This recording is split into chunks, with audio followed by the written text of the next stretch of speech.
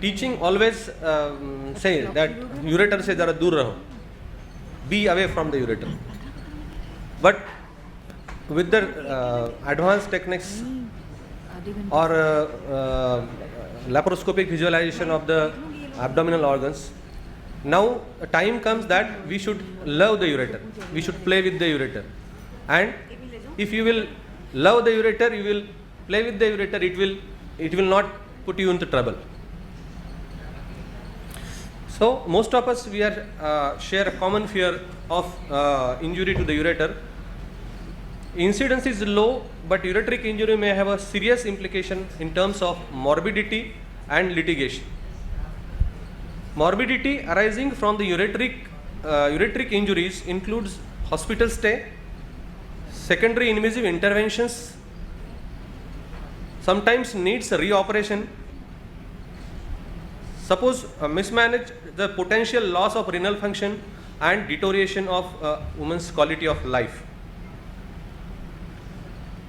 Though it is not uncommon in the pelvic surgery, it has been recognized as a potential complications during the gynecological surgeries. And most of ureteric injuries, 75% ureteric injuries are during the gynecological surgeries, and major of those appears during the abdominal surgeries.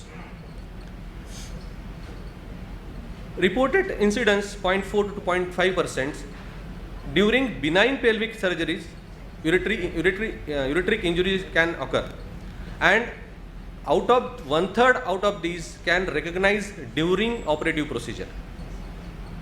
The ureteric injury, incidence of ureteric injuries varies according to the nature of surgery, skill of surgeon, and complexity of the patient's anatomy regarding the ureter. This is the incidence in various procedures of ureteric injury.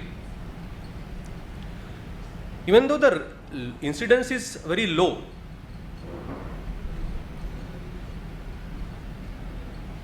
but consequences and complications of ureteric injury are more disastrous.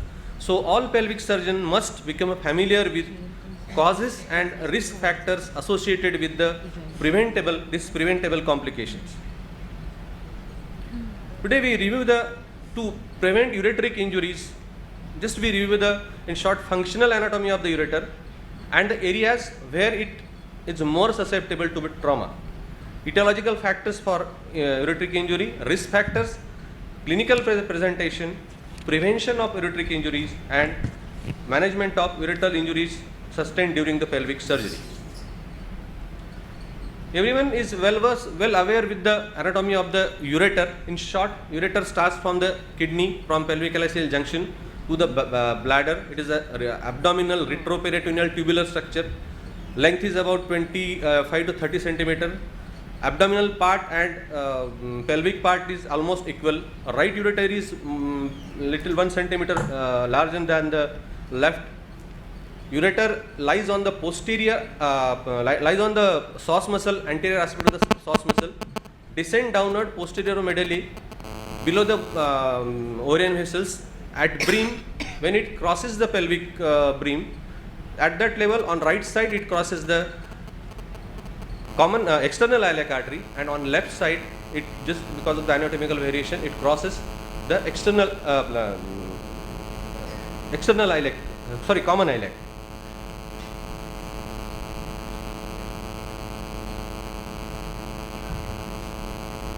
And then after entering the pelvis, it goes medially. At mid pelvis, it crosses by the uterine artery, then it enters into the cardinal ligament, and from cardinal ligament it enters into the vesico in the bladder at vesico-ureteric junction. Just some pictures for ureteric anatomy.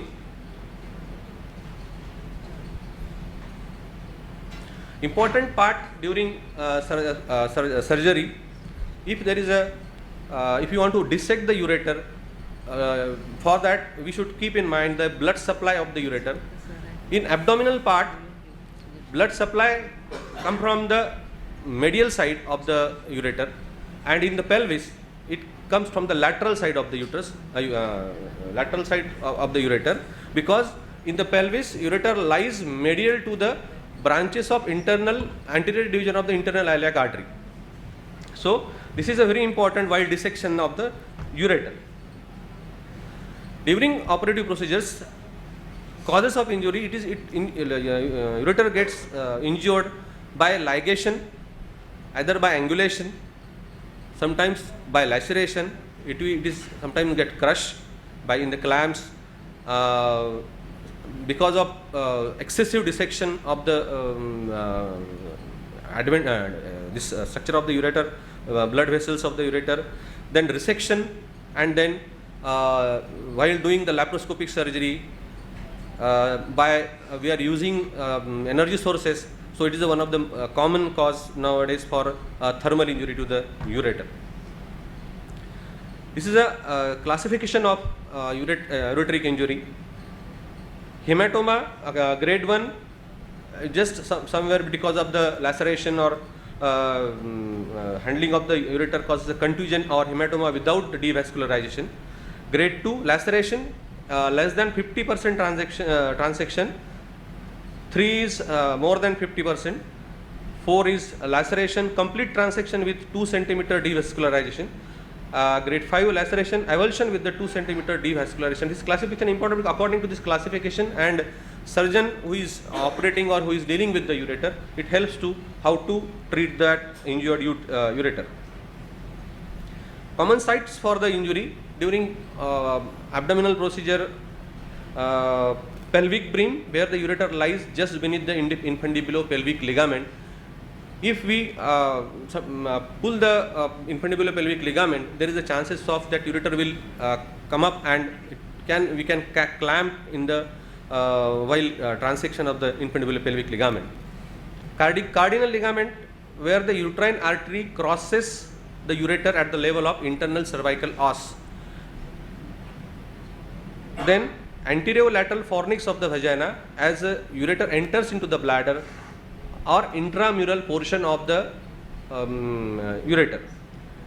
Lateral pelvic side wall above the uterosacral ligament in laparoscopic procedure, that is the site where we can injure the ureter with the energy sources.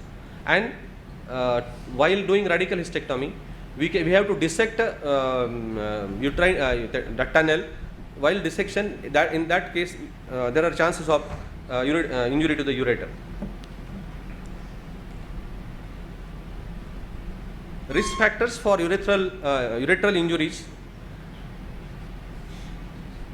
Actually, there is no need of risk factors to get ureter injured. During operation, anytime it can get injured. So, but some risk factors are there. Alter anatomy and the architecture of the ureter. Sometimes while if we think that ureter, we are handling tissue at thinking that ureter is at normally lateral to the uterosacral 4 centimeter away from this our side, but sometimes abnormal course of the ureter can put you into trouble. Endometriosis, because of the adhesions, there are chances of injury to the ureter. Large pelvic mass, broad ligament fibroid, cervical fibroid, in these cases there is a chance of ureteric injury. History of pelvic radiation, pelvic surgery, congenital abnormalities, ureteral duplication, ectopic ureter, megaureter, and most common cause for ureteric injury, the massive hemorrhage during intraoperative operative field. Coexistent bladder injury can also cause the ureteric injury. Thermal injury, the use of cautery near or over the ureter in laparoscopic surgeries can lead to the ureteric injuries because of the energy sources. These are the common procedures during procedures ureter can get injured. Important is diagnosis of ureteral injury during surgery. That confirming ureteral integrity during and conclusion of any means surgeon has a habit to confirm the integrity of ureter during the procedure whenever he is in doubt or at the end of surgery, he has to confirm the integrity of the ureter.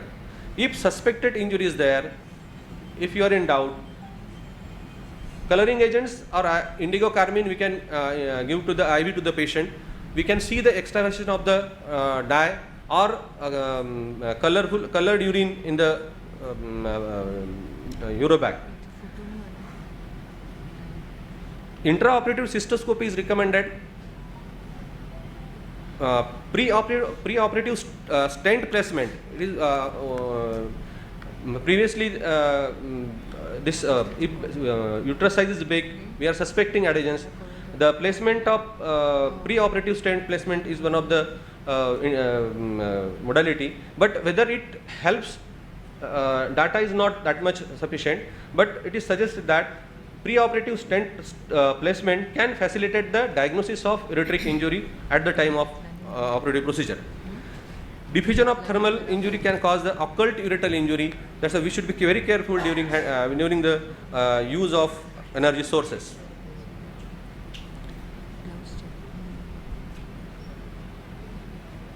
It is important because intraoperative identification of ureteral injuries, we can manage that injury at the same time and we can reduce the morbidity of the patient.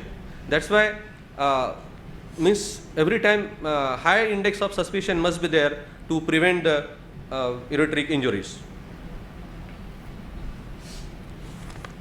If in situations where we cannot visualize the ureters, at that time indigo carmine IV can accurately means of the demonstrating the ureteric patency, lacerations or minor injuries to the ureter. The use of intraoperative cystoscopy and telescopy during urogynecological procedure has shown an incidence of urinary tract injury 2.6 to 8%, whereas the use even in the benign conditions, gynecological procedure, found otherwise undetected injury 0.4% of the cases. So, if we are in doubt, we can go for the cystoscopy or intraoperative cystoscopy to see whether the ureters are intact or not. Post-operative diagnosis of ureteral injury, ureteral trauma can be easily missed, particularly in the cases of unilateral injuries. If the contralateral kidney is healthy, it will compensate for the loss with only transient rise in the creatinine. Eventually, the affected kidney will lose its function. Early post-operative diagnosis of ureteral injury typically takes place 7 to 10 days after the surgery. These are the signs and symptoms: fever and flank pain most commonly. In renal trauma, hematuria is there, but in ureteral injury, in 30% cases, the hematuria is absent.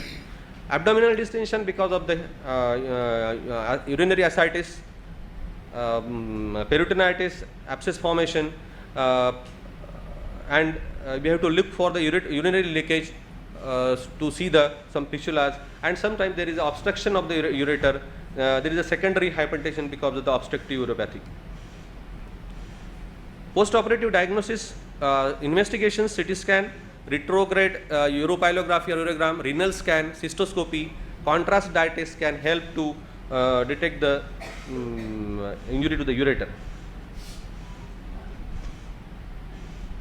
Post-operatively, we have to differentiate bladder injury and urethral injuries, vesicovaginal fistula, ureterovaginal fistula. Preventive strategies to reduce the risk of ureteric injuries. We have to appropriate operative approach, adequate exposure during the procedure, avoid blind clamping of the blood vessels. Whenever we apply the clamp, we should know whether we are applying the clamps, what we are cutting and what we are ligating. Ureteric dissection and direct visualization is the best tool to see whether the ureter is intact or not. Mobilize bladder away from the operative site, short diathermy application. Identify the we should be well versed with the dissection of ureter if we are in doubt, or every time when we are dealing the sites where ureter is prone to damage, we should be well versed with the dissection of an ureter away from the site. It can help to prevent the injury And during vaginal surgeries, adequate vesico-ureterine space protect the ureters from the injury. I said the cutting, clamping, and it should be well exposed, and we should know what we are cutting. Ligature and sectioning of the uterine arteries as close as possible to the uterus. Management part of the uterine injuries, if we found that uterus is damaged, tension-free anastomosis by ureteric mobilization, ureteric dissection, preserving the essential adventitial sheath and its blood supply, minimal use of fine absorbable sutures to attend the watertight closure, use of peritoneum or omentum to surround the anastomosis, and drain the anastomotic size with the passive drain to prevent the urine accumulation in the abdomen, and stent with the ureteric catheterization for 6 to 8 weeks after the post-operative period, and consider the proximal if the proximal diverification of the kidney. According to the type of injury or grade of injury, we can plan if ureterourestomy, uretero-vesico means ureteral transplant. We can, if simple transaction laceration, we can put a DJ stent, simple ureterostomy. Suppose large segment of ureter is damaged or ischemic portion is there due to the injury because of thermal injury, the transureterostomy, Boris flap, interileal interposition of the for the or ileal ureter. Time. Just the majority of ureteral injuries are associated with the pelvic surgery. Gynecologic surgeon must become familiar with the anatomy of the abdominal or pelvic ureter and the locations where it is susceptible to the injury. Prevention is the best defense against the ureteral trauma. And during operative procedure, suppose ureter is damaged because of any reason, the surgeon must keep a detailed operative notes on intraoperative surgical regarding the intraoperative surgical difficulties, specifically stating a visualization of the ureter after the procedure and explanation of the woman to her injury and its implication should always be made to the and documented. It will help in the during the suppose there is a litigation. Thank you. Thank you, sir. Now I